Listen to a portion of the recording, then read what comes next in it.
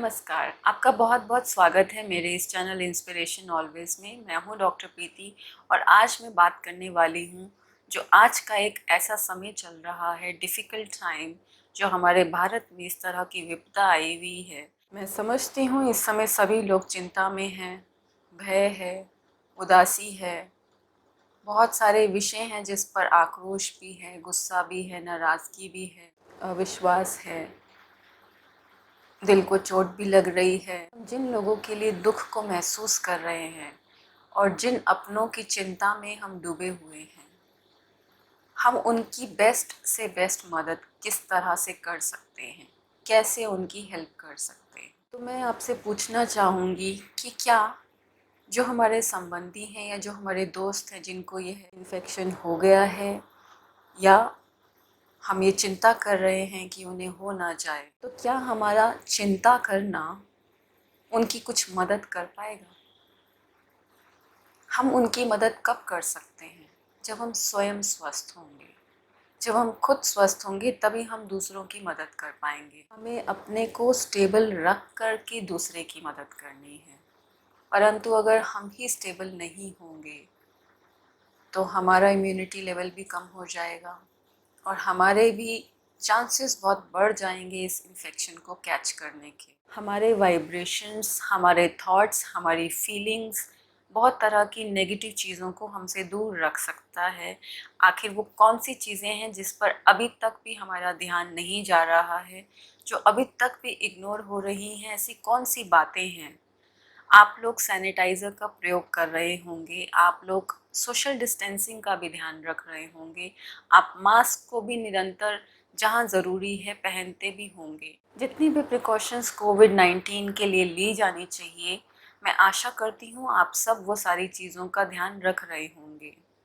पर इसके अलावा कोई और एक बहुत महत्वपूर्ण चीज़ है जो मिस हो रही है। तो हमारा जिन जिन विषयों पर अभी भी ध्यान नहीं जा रहा है, उन विषयों पर आज मैं आपका ध्यान खिंचवाना चाहूँगी। साइंस इस बात को प्रूव कर चुकी है कि हमारे इमोशंस का हमारी हेल्थ पर, हमारे बॉडी पर इफ़ेक्ट पड़ता है। अगर हमारे मन में नेगेटिव इमोशंस होते हैं, क्रोध के, चिंता के, भय के, उदासी के, आक्रोश के, नाराज़गी के, तो हमारे बॉडी में स्ट्रेस बढ़ता है। माइंड का स्ट्रेस बॉडी पर स्ट्रेस डालता है और बॉडी पर स्ट्रेस आने से उसका इम्यूनिटी लेवल, उसकी रोग प्रतिकारक शक्ति कम होते जाती है। आज के समय में बाकी सब प्रिकॉशंस के अलावा mask, sanitizer, hand hygiene, social distancing, इन सब का ध्यान रखते हुए बहुत ज़रूरी है और बहुत अहम भूमिका है इस बात की कि क्या हम अपने मन की स्थिति का भी उतना ही ध्यान रखते हैं कि हमारे शरीर में इस तरह का इन्फेक्शन ना हो पाए। तो सबसे पहले हमें अपने आप को मन से मजबूत बनाना पड़ेगा, मानसिक तौर से अपनी मानसिक स्थिति को स्टेबल करना होगा, स्थिरता में लाना होगा। साइंटिस्ट और सब मेडिकल साइंटिस्ट ने भी इस बात को रिसर्च करके, स्टडी करके ये प्रूव किया है, कंफर्म किया है कि हमारे इमोशंस का हमारे शारीरिक स्वास्थ्य पर बहुत प्रभाव पड़ता है। हमारे अंदर किसी भी तरह का नेगेटिव इमोशन, चाहे वो ईर्ष्या हो, द्वेष हो, घृणा हो, आक्रोश हो, भय हो, चिंता हो, उदासी हो, किसी भी तरह का नेगेटिव इमोशन हो, वह हमारी हेल्थ पर उल्टा असर डालता है। हमारे बॉडी में स्ट्रेस हार्मोन्स रिलीज़ होते हैं, ऐसे एंजाइम्स और केमिकल्स सिक्रीट होते हैं जिससे कि हमारे स्वास्थ्य पर बुरा प्रभाव पड़ता है और हमारी रोग प्रतिकारक शक्ति, हमारी इम्यूनिटी भी रिड्यूस होती है, कम होती है। साइंस में भी ये प्रूव हो चुका है कि जो व्यक्ति प्रसन्न रहते हैं, संतुष्ट रहते हैं, खुश रहते हैं, उनकी हेल्थ हमेशा ठीक रहती है। तो चिंता चिता समान है, ये बात हम पहले भी सुनते आए हैं।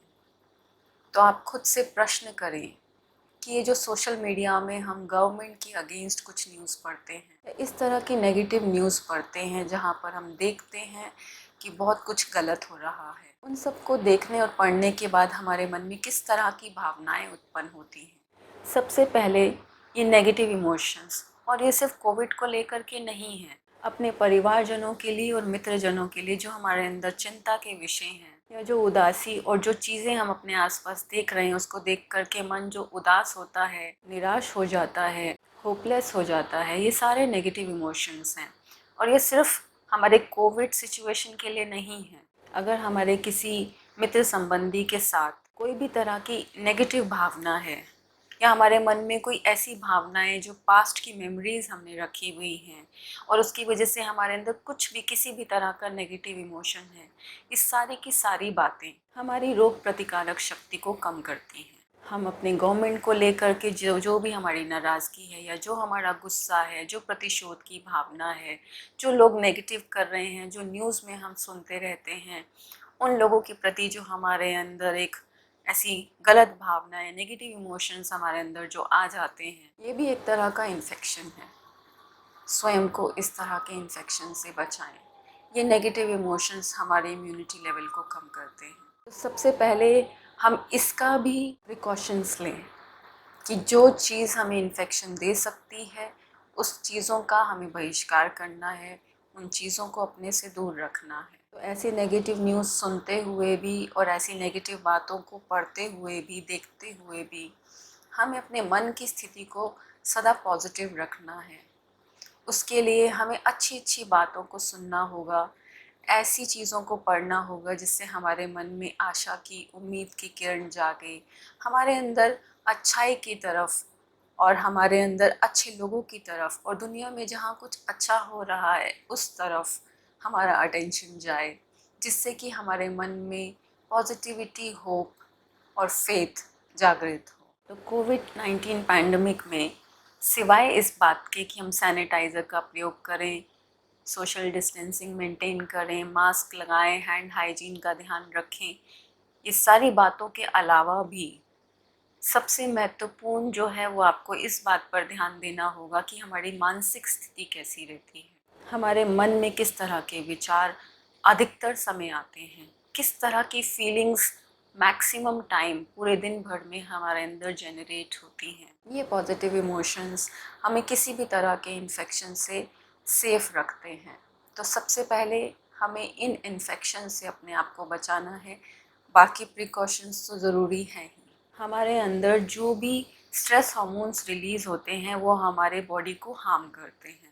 किस तरह के थॉट्स हम सारा दिन भर में क्रिएट करते हैं, जब हम इन चीज़ों पर अपना अटेंशन देंगे तो हमें मालूम पड़ेगा कि बहुत सारी चीज़ें ऐसी हैं इंटरनल जो हमारी इम्यूनिटी को कम कर रही हैं।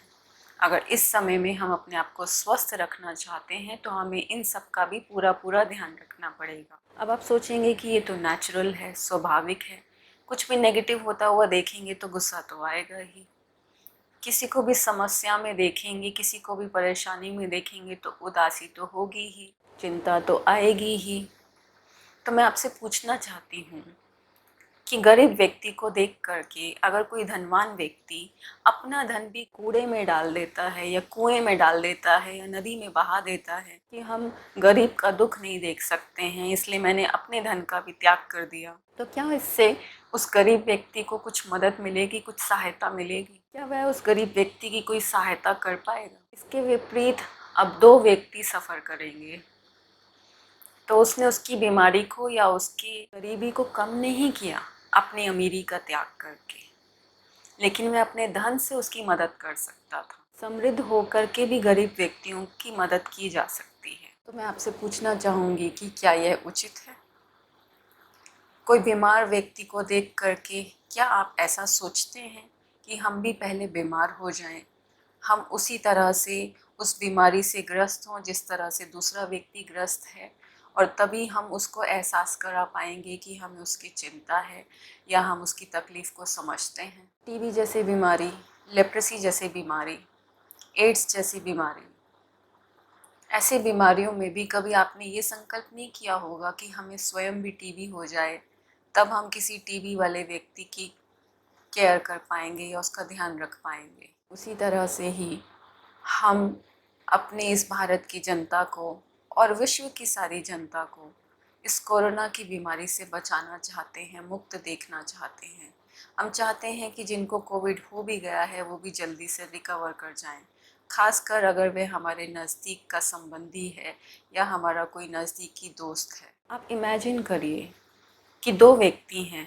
एक व्यक्ति खंबे के साथ उसके हाथ पैरों को बांधा हुआ है और वह व्यक्ति हिल नहीं सकता क्योंकि उसको बांधा हुआ है, उसके हाथ पैर दोनों ही खंबे से बांध के रखे हैं।